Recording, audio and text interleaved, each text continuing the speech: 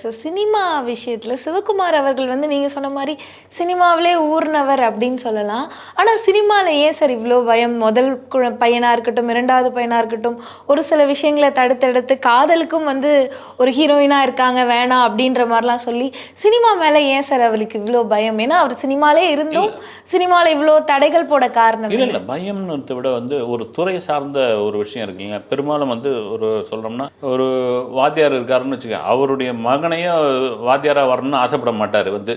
அத தாண்டி நீ வேற எதனா போ அப்படின்னுவாரு. என்னன்னா, ஒரு உதாரணத்துக்கு வந்து நல்ல வேலை தானே அப்படின்னாலும், அதுல உள்ள பாதகங்கள்னு ஒண்ணு இருக்கு இல்லைங்களா?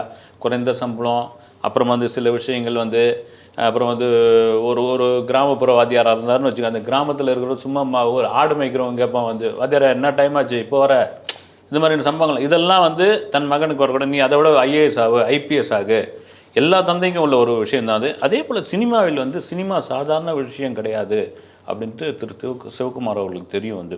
நீங்கள் வந்து நீங்கள் என்னதான் பான் சில்வர் ஸ்பூனாக இருந்தாலும் சினிமா ரசிகர்கள் சினிமா வந்து உங்களை அடாப்ட் பண்ணிக்கணும்.